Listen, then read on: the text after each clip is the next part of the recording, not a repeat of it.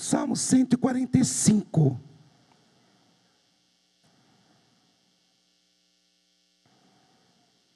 E versículo 4.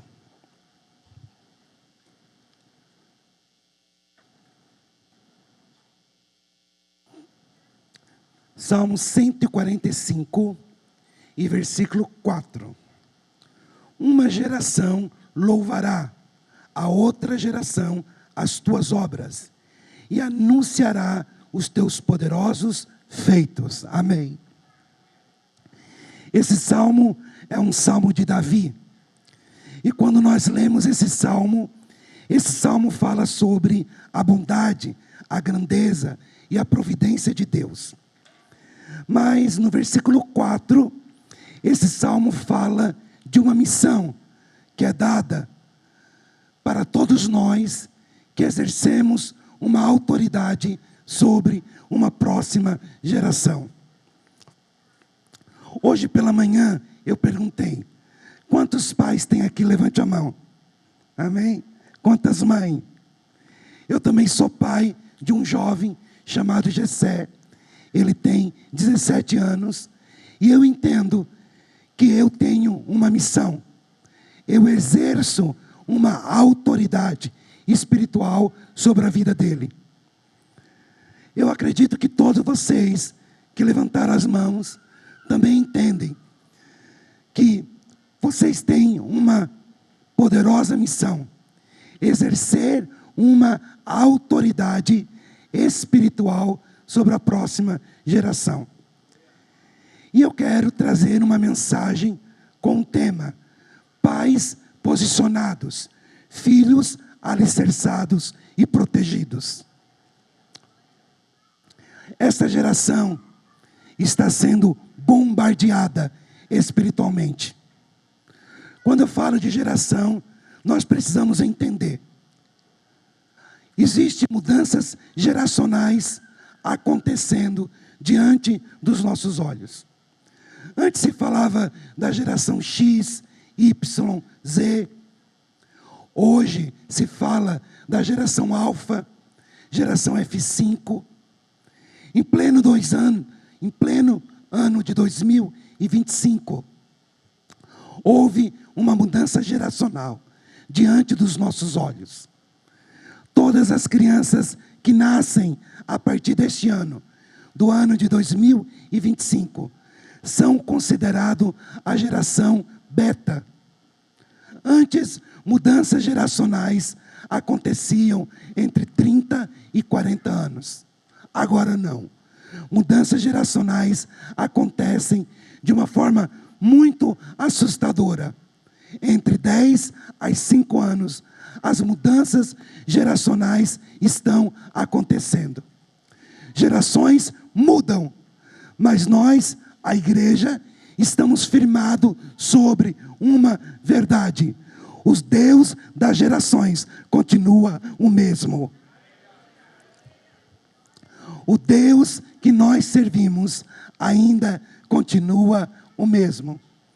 Como o pastor Oséias falou, o Deus de Abraão, o Deus de Isaac, o Deus de Jacó, ainda continua sendo o Deus desta amada igreja. Quando nós falamos de gerações, o que significa geração X, geração Alfa, geração F5, geração Beta? Todas as crianças e adolescentes e jovens, até os 17 anos de idade, estão dentro da geração F5. A partir de agora, todas as crianças que nascem são geração Beta. Mas o que isso significa? Entenderam que a geração Alfa, F5 e Beta é a geração 100% digital. É a geração conectada. É a geração que não sabe da existência de um mundo sem internet, sem Facebook, sem Instagram. A geração Beta agora é a geração mergulhada na inteligência artificial.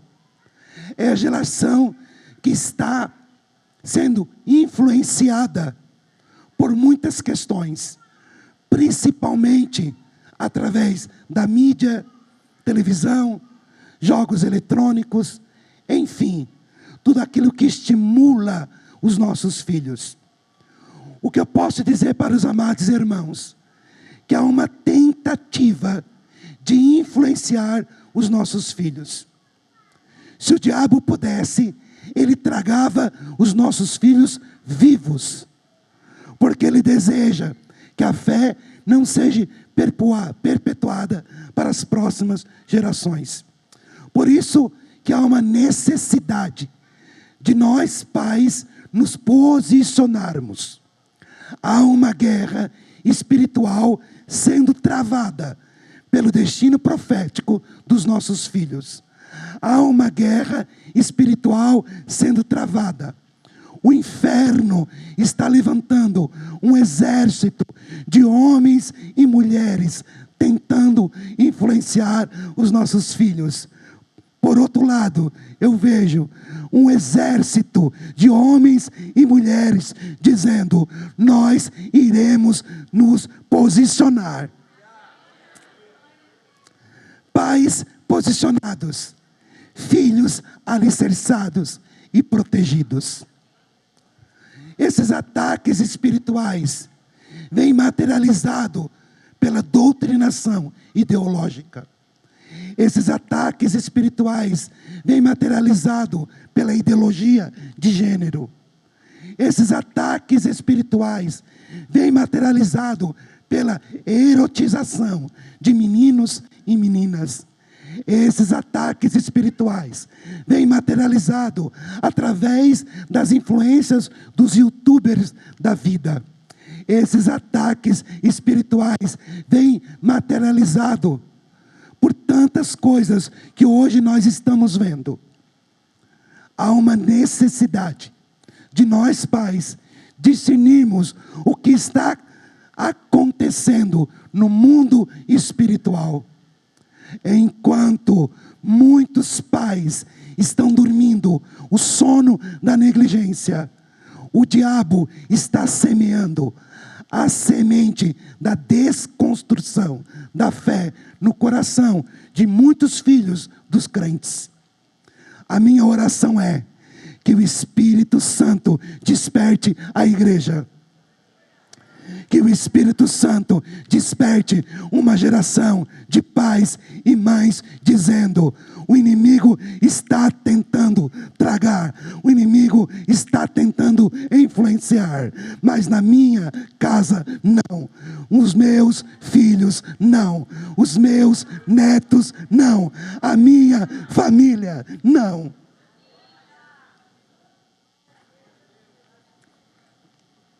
Essa noite é uma noite que o Espírito Santo está te despertando. Essa noite é uma noite que o Espírito Santo está chamando para um posicionamento. Na Bíblia, existe a história de uma viúva. Esta viúva chega até Eliseu e dizendo: o meu marido era teu servo e ele morreu. Agora os credores estão na minha porta e há uma sentença. Se eu não pagar a dívida, os meus filhos serão levados como escravo. Deus, através de Eliseu, dá uma estratégia, uma voz, um direcionamento, dizendo: não se preocupe, vá até os vizinhos, pegue vasilhas, feche a porta da tua casa com os teus filhos. Há momento nas nossas vidas que nós, como família, temos que fechar a porta das nossas casas com os nossos filhos e buscar a direção de Deus. Aquela mulher obedeceu à voz do profeta. Famílias que obedecem à voz do profeta prosperam. Famílias que obedecem à voz do profeta são abençoadas. Famílias que ouvem e obedecem à voz do profeta estão debaixo de bênçãos. Aquela mulher ouviu a voz do profeta. fechou a porta da sua casa junto com os seus filhos. E os irmãos conhecem a palavra. O azeite desceu e não cessou. Ela foi até Eliseu dizendo: eu fiz o que tu mandou, agora o que eu faço? E ele diz: agora vai e venda, e viva você e os teus filhos em paz. Sabe o que eu aprendo com isso? O inimigo está querendo fazer dos nossos filhos escravos. Mas os nossos filhos não serão escravos. Os nossos filhos não serão escravos da ideologia de gênero.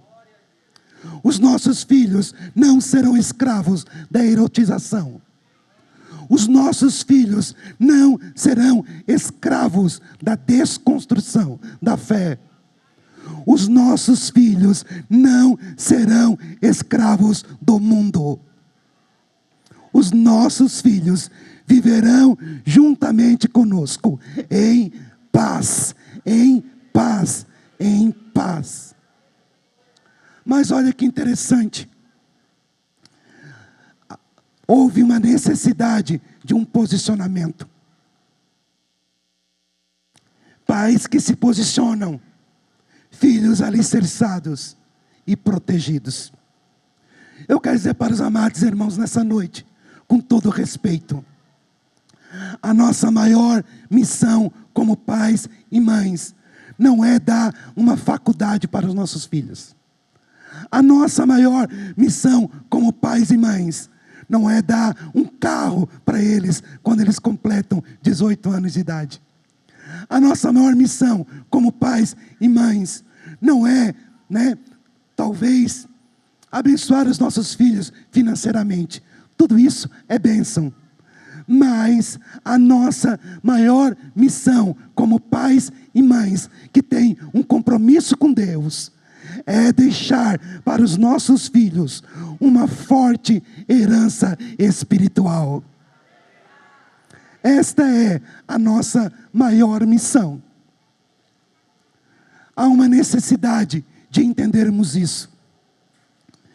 A nossa maior missão é deixar um legado da fé para os nossos filhos. A nossa maior missão é deixar um impacto espiritual na vida dos nossos filhos. A maior herança que eu e você pode deixar para o filho não é nada disso que eu falei. Mas a maior herança que nós podemos deixar para os nossos filhos é o Deus que nós servimos. É o Deus que nós servimos. Deus deseja que o nosso Deus continue sendo Deus dos nossos filhos. Deus deseja que o nosso Deus continue sendo Deus dos nossos netos. Há uma necessidade de entendermos que nós não podemos perder tempo. Há uma janela muito limitada. Sabe qual é essa janela? A janela da infância. A infância termina aos 12 anos de idade. E essa janela é muito limitada. São 4.383 dias. Quando seu filho completar 12 anos, ele passou com você 4.383 dias. Ele passou com você 144 meses. Parece muito, mas é pouco. Por isso que lá em Provérbios 22:6, nós podemos ler uma instrução muito tremenda. É um texto bem conhecido da igreja. Provérbios 22:6. Ensina a criança no caminho que deve andar. Mesmo depois que envelhecer, não se desviará dele. Olha que tremendo, irmãos. A primeira ordem intencional de Deus é: educa. Em outras traduções diz: ensina. Educar e ensinar é uma tarefa desafiadora. Quem disser para mim assim, é muito fácil educar um filho, é muito fácil ensinar um filho, me diga, porque eu quero aprender com você. Para mim, ensinar e educar nos dias de hoje é uma tarefa muito difícil, mas só que nós podemos alegrar o nosso coração. Nós, pais e mães, não estamos sozinhos nessa missão. O Espírito Santo está conosco. O Espírito de Deus está conosco. Mas o que nós aprendemos aqui é que nós temos que ensinar, nós temos que educar. Há um poder no ensino. Nós devemos entender que Deus nos chamou para ensinar os nossos filhos. Quando eu leio esse texto diz: ensina a criança. Em algumas traduções ensina o menino. No original do texto, tanto menino como criança significa aquele que está em formação. Significa aquele que está em processo de aprendizado. Quando nós vamos estudar um pouquinho esse texto, alguns teólogos falam, isso significa que nós devemos entender que ensinar crianças e ensinar adolescentes é ensinar aquele que está em formação num processo de aprendizagem. E eles falam do termo, aquele que está vazio. Eu gosto muito dessa definição, aquele que está vazio. E isto é uma grande verdade. A criança ainda está vazia. Vazia do quê? De religião. Vazia da prática do pecado. Vazia de uma fé fingida. A criança, ela está vazia. E porque ela está vazia, é mais fácil nós enchermos das coisas de Deus. É muito mais fácil encher a criança das coisas de Deus. O que Deus estava dizendo através desse texto existe uma janela limitada. Os dias da infância passam muito rápido. Então, não perca a oportunidade. Ensine a criança, ensine aquele que está vazio, ensine aquele que está num processo de formação e de aprendizagem. Alguns teólogos usam a seguinte expressão, e eles falam de uma analogia, dizendo: esse texto significa que a criança é como se fosse uma argila. Irmãos, é muito mais fácil deixar uma marca numa argila do que num tijolo. É muito mais fácil moldar uma argila do que um tijolo. O que Deus estava dizendo através desse texto de Provérbios 22:6 não perca a oportunidade de moldar o seu filho para a glória de Deus. A fé, ela precisa ser vivenciada dentro de casa. Há muitos pais e mães que acham que a igreja vai fazer todo o papel da educação em 45 minutos que os filhos ficam aqui no meio, do corpo de Cristo. Não, irmãos. Essa não foi a estratégia de Deus. A fé, ela precisa ser vivenciada dentro de casa. E falando de casa, a gente lembra de família. Falando de casa, a gente lembra de descendência. E falando de casa, a gente lembra de geração. Cada vez que você lê na Bíblia, a casa de Jessé, a casa, e Deus então diz que a casa representa toda uma família, toda uma geração. E quando eu falo de casa, eu quero meditar com os irmãos, em pouco tempo que me resta, sobre duas casas, duas famílias da Bíblia. Duas famílias que surgiram no mesmo tempo histórico, no mesmo momento profético, na mesma história. Eu quero falar com os irmãos sobre a casa de Eli, guarda esse nome, a casa de Eli, e quero falar para vocês da casa de Ana, dentro desse contexto de que a fé precisa ser vivenciada em casa.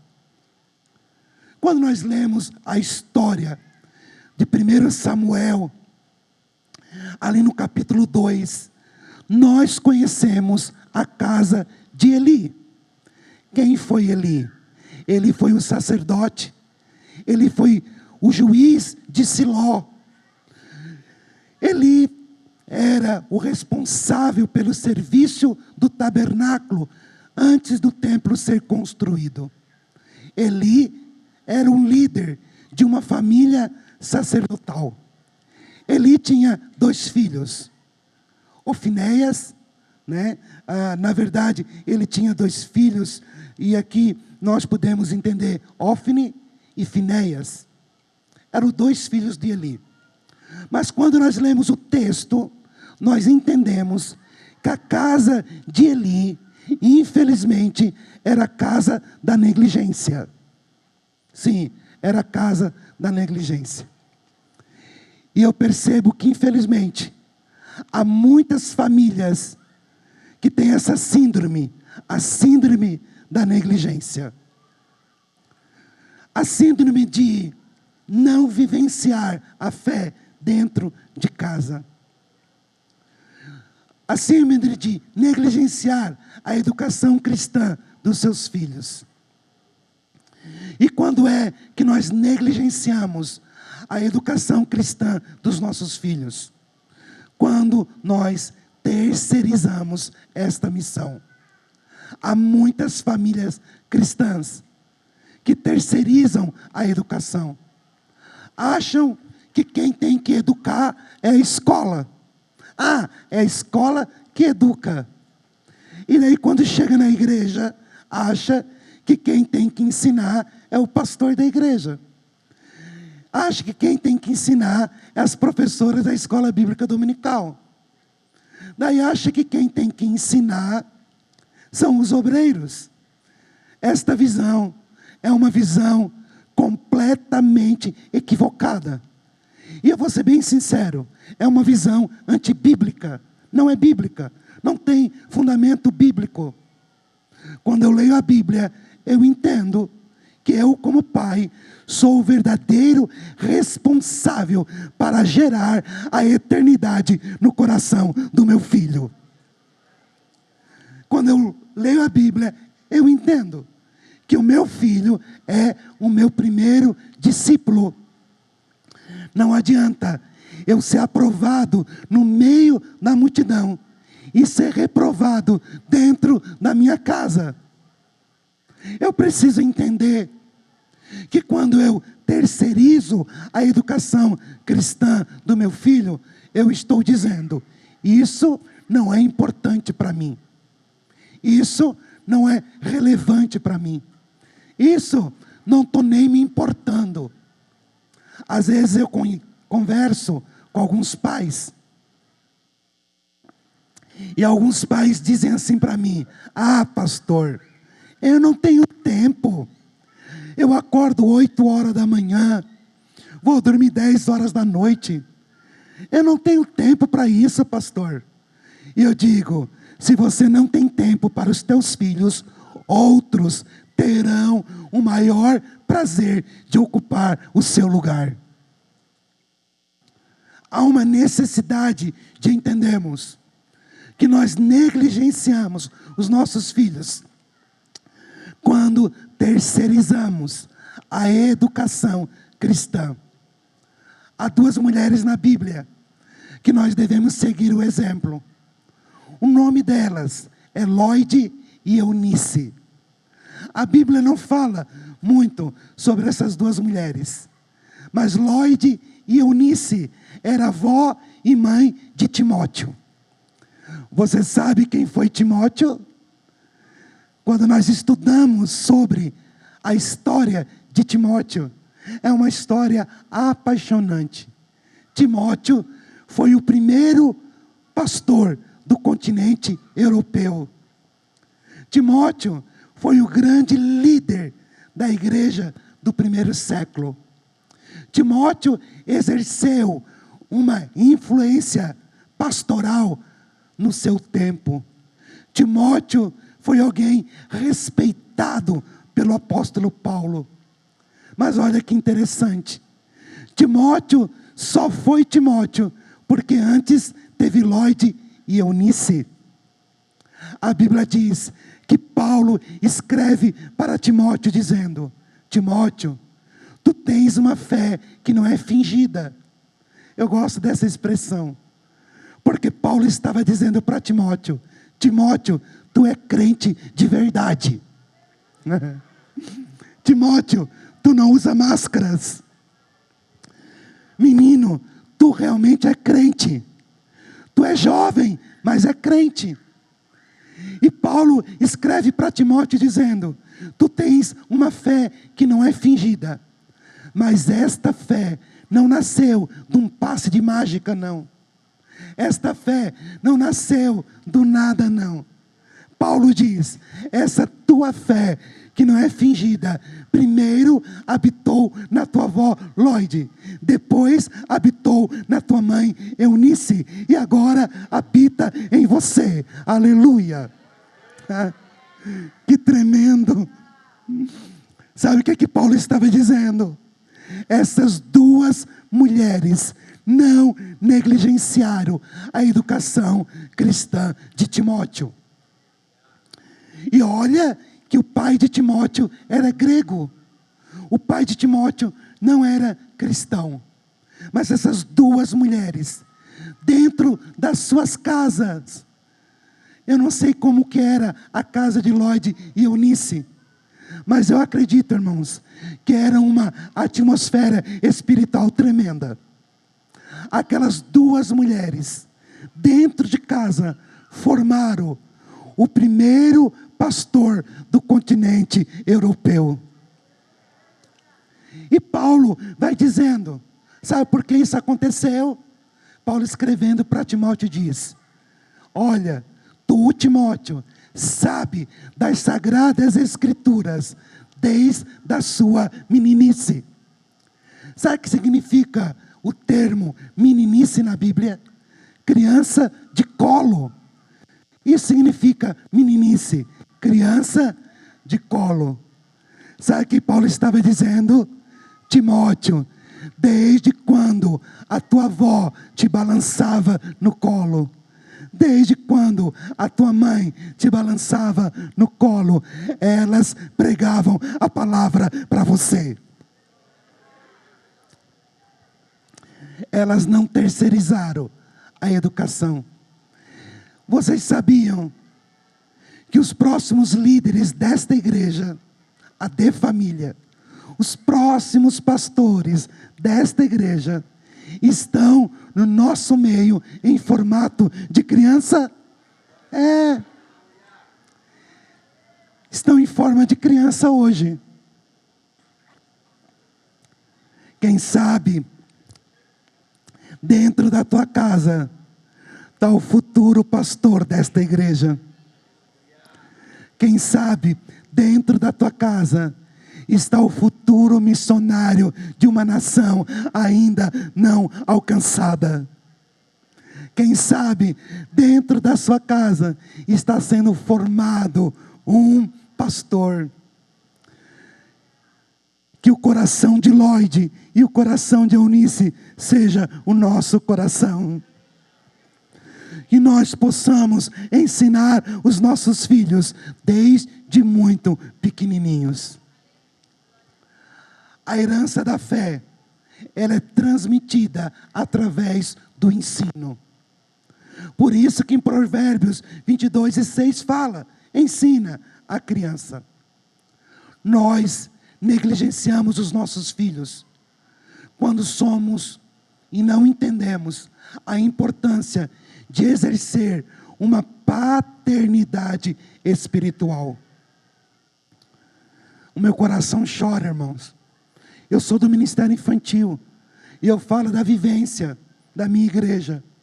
O meu coração chora quando eu percebo que há muitas crianças dentro da igreja, órfãos de pais vivos. Órfãos de pais vivos. Há uma orfandade espiritual no nosso meio. Por isso que nós precisamos nos posicionar e olhar para os nossos filhos, não somente como filhos biológicos ou filhos do coração, como eu já falei nesta manhã, mas olhar para os nossos filhos como filhos espirituais. A primeira pessoa que nós devíamos ganhar para Jesus não é o africano da África, não. A primeira pessoa que nós tínhamos que ganhar para Jesus não é o amigo do nosso trabalho, não. A primeira pessoa que nós deveríamos conduzir para Jesus é os nossos filhos. E eu quero dar um conselho para você nessa noite. Não descanse. Não descanse, enquanto você não perceber que o seu filho e a sua filha teve um encontro pessoal com Jesus. Não descanse. Não descanse, enquanto você não perceber que o reino de Deus foi gerado no coração do seu filho. Não descanse. Sabe por quê? Porque a nossa maior missão como pais e mães não é criar filhos religiosos. A nossa maior missão como pais e mães não é criar um filho assembleiano. Olha que eu amo a minha igreja, mas essa não é a minha maior missão. A minha maior missão como pai e mãe não é dar uma religião para o meu filho. A minha maior missão como pai é gerar um verdadeiro discípulo de Jesus. Esta é a minha maior missão. A sua maior missão é gerar filhos para a glória de Deus. Por isso você precisa fazer algo muito importante. Você precisa exercer a sua paternidade espiritual. Você precisa exercer a sua maternidade espiritual. Que os nossos filhos não sejam órfãos espiritualmente. Que nós possamos nos posicionar. Porque pais posicionados, filhos alicerçados e protegidos. Quero resumir. Nós negligenciamos os nossos filhos quando existe um abandono espiritual. E você é um pouco mais profundo também. Além do abandono espiritual, às vezes há um abandono emocional. Sim. O que seria um abandono espiritual? Há pais que não vivenciam a fé com os filhos. Há pais que estão muito acostumados a vir à igreja, orar aqui, levantar a mão e adorar aqui, celebrar aqui. Mas quando o culto termina, volta para sua casa e se esquece que a verdadeira igreja não está aqui, mas a verdadeira igreja é você dentro da sua casa. É vivenciar a fé em família. Mas às vezes há um abandono espiritual. Eu fiz uma enquete com as crianças da minha igreja. Não coloquei um nome, claro, mas fiz uma enquete com as crianças que faziam parte do ministério infantil da igreja onde eu congrego. E perguntei, quantas vezes vocês oram em família durante a semana? Quantas vezes vocês param e leem um versículo bíblico em família durante a semana? Quantas vezes vocês jejuam em família durante a semana? Quanto tempo, quantas vezes vocês desligam a televisão, a internet, sentam em família e cantam um louvor em família? As respostas vieram. Mais de 90% das famílias da igreja não tinham prática de vivência de fé dentro de casa. E aí eu pensei, realmente, há um abandono espiritual dentro das nossas casas. E quando se fala de abandono emocional, há pais que passam meses e meses sem dizer para o filho: eu te amo. Há mães que passam semanas e semanas sem olhar para o filho ou para a filha e dizer: você é muito importante. Há pais que às vezes dizem assim para mim: mas eu nunca ganhei um abraço do meu pai. Eu nunca ganhei um abraço da minha mãe. Eu fui criado debaixo de uma educação muito salgada. Por isso que eu sou assim, fechado. Irmãos, para com isso. Você é uma nova criatura em Jesus. Jesus transformou a sua vida. Então construa uma história diferente. Vocês sabiam que pela psicologia, para que uma pessoa dê valor à minha mensagem, ela tem que ter uma ligação de afetividade. Vocês sabiam que crianças, para ouvir ou dar importância para aquilo que é falado, tem que ter uma ligação de afetividade? Em outras palavras, é a seguinte: você quer ganhar o seu filho para Jesus? Sim. Mas primeiro, ganhe ele para você mesmo. Por isso, construa elos de afetividade. Por isso, construa elos de comunicação. Não perca a oportunidade de dizer: eu te amo, você é importante. Deixe recadinhos para o seu filho debaixo do travesseiro dele. Mande mensagem no WhatsApp dizendo: olha, você sabe que eu te amo? Você é importante para mim. Você tem muito valor. Você é especial. Amados, há uma necessidade de exercermos a nossa paternidade espiritual e abraçar os nossos filhos, tanto emocionalmente como também espiritualmente. Se você não ganhar os seus filhos para você, outros terão o maior prazer de fazer isso no seu lugar. Se você abandonar os seus filhos espiritualmente e emocionalmente, outros terão o maior prazer de fazer no seu lugar. A casa de Eli era uma casa de negligência. A casa de Eli era uma casa onde faltava autoridade. E eu percebo isso em muitas famílias cristãs. Há uma necessidade de buscarmos a autoridade em Deus para exercer a nossa paternidade e a nossa maternidade. Às vezes tem alguns pais que perguntam assim para mim: o meu filho tem 8 anos e decidiu que não quer ir mais para a igreja. Pastor, eu não quero oprimir. Pastor, eu não quero, não. Então ele decidiu, eu respeito. Para com isso. Enquanto o seu filho estiver debaixo do seu teto, você é a autoridade espiritual da sua casa. Exerça a sua autoridade. Mas a casa de Eli era uma casa que faltava autoridade. A casa de Eli era uma casa onde não tinha mais discernimento espiritual. Onde o pai tinha perdido a sensibilidade de ouvir a voz de Deus. A voz de Deus se manifestou na casa de Eli. E quando a voz de Deus se manifestou na casa de Eli, a voz de Deus veio com uma sentença.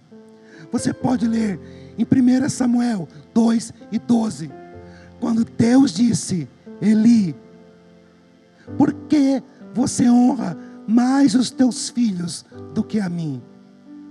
Por que, Eli, você vê os teus filhos fazendo coisas erradas e você não corrige?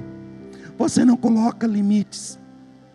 E lá na Bíblia diz que os filhos de Eli eram filhos de Belial, filhos que não conheciam o Senhor. Que triste, meus irmãos. Eli tinha ministério, Eli sacrificava ao Senhor, Eli tinha liderança. Todo mundo olhava para Eli e dizia: ele é o sacerdote. Mas dentro da sua própria casa, os seus filhos eram conhecidos como filhos de Belial, filhos que não conheciam o Senhor. Que triste. E a voz de Deus se manifestou na casa de Eli, dizendo: vai vir uma sentença, nenhum da sua geração vai governar. E vocês conhecem a história. Os 2 filhos de Eli morreram numa guerra. Eli morreu na sua cadeira. A sua nora sentiu dores de parto e nasceu um menino. E o nome do menino foi Icabode, que significa foi a glória de Israel. Significa a glória de Israel não mais se manifesta.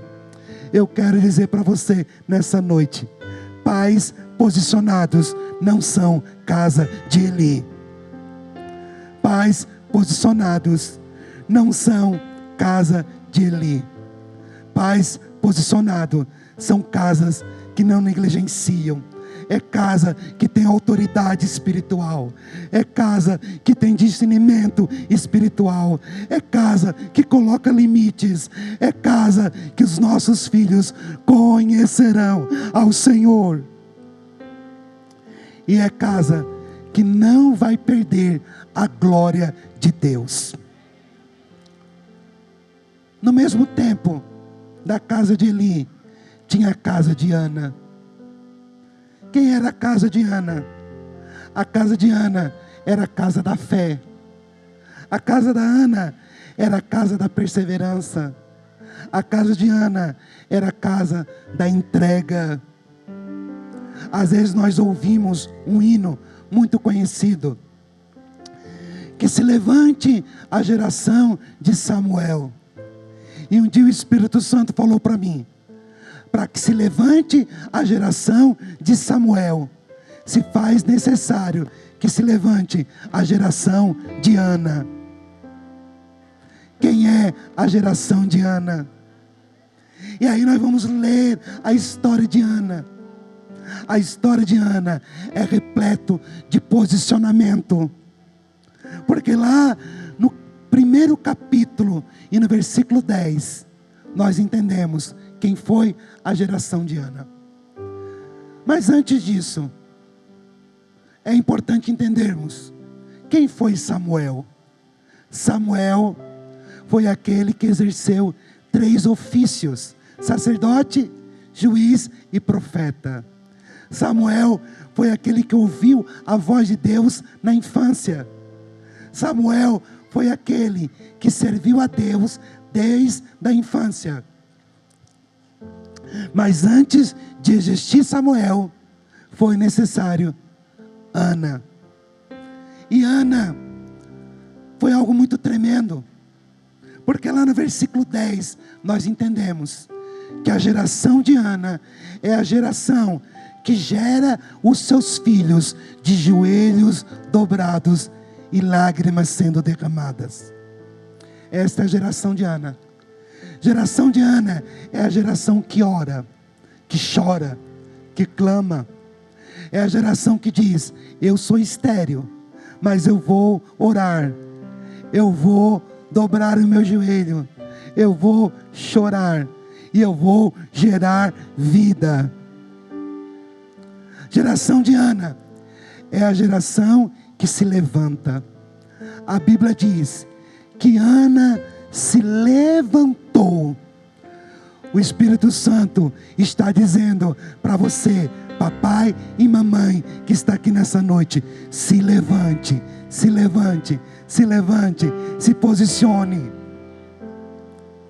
É a geração que se levanta.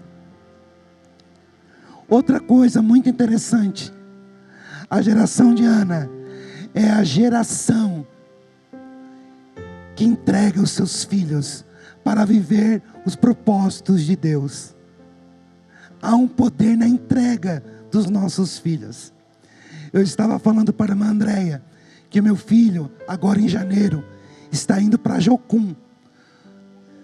Decretou que ele vai ser missionário. Está indo para Jocum, para o treinamento. E enquanto ele estava falando isso comigo, desde os 13 anos de idade, ele vai para Jocum, se prepara e volta. Vai para Jocum, se prepara e volta. Desde os 13 anos de idade. E agora disse, papai, antes de eu completar 18 anos, que ele vai fazer em abril, eu vou para Jocum, vou treinar e vou para as missões. E eu pensei, uau, que tremendo. Enquanto ele estava falando isso, o Espírito Santo me fez lembrar de uma experiência. Quando ele tinha 4 anos de idade, nós estávamos numa conferência missionária. E o pastor perguntou, quem tem coragem de entregar o seu filho para a obra missionária? Eu peguei ele, irmãos, levei na frente do altar. Deus recebeu a entrega. Deus recebeu a oferta. Há um poder tremendo no mundo espiritual quando nós entregamos os nossos filhos para viver os propósitos de Deus.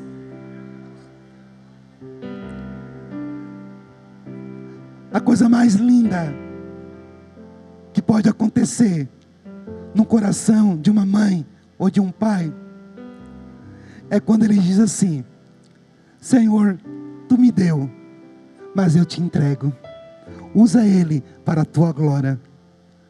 Isto é, deixar um legado geracional para os nossos filhos. A casa de Ana é a casa que investe.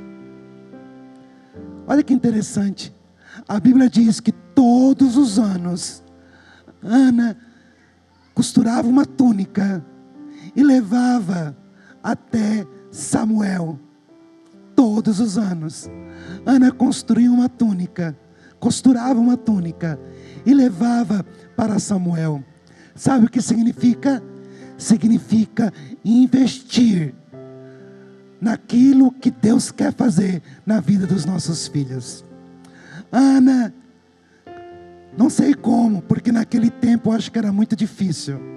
Ela pegava o tecido, cortava o tecido, tingia o tecido, costurava o tecido e dizia, vou levar para Samuel que está servindo o Senhor no templo. Sabe o que significa? Ana estava dizendo, continua Samuel, continua Samuel, continua Samuel. Isso significa investir na vida espiritual dos filhos. E às vezes eu vejo muitos pais que não têm essa sensibilidade. Muitos pais não entendem o poder de investir no ministério infantil da igreja, num congresso, num retiro. Investir. Há pais que ficam assim, é muito caro levar um filho para um retiro. É muito caro uma Bíblia. É muito caro comprar uma revista da escola bíblica dominical. É muito caro. É muito caro. São pais e mães que não investem. Mas pelo que eu tenho visto aqui nessa igreja, Deus tem levantado uma geração de mães e pais que tem o coração de Ana. A voz de Deus se manifestou na casa de Eli, mas a voz de Deus também se manifestou na casa de Ana. E a Bíblia diz que Ana, depois de Samuel, teve mais 5 filhos. E eu termino esta mensagem dizendo: Deus abençoa a família que deseja seguir os propósitos de Deus. Deus abençoa a família que entende que precisa se posicionar e ser geração de Ana. Que Deus abençoe a sua vida em nome de Jesus.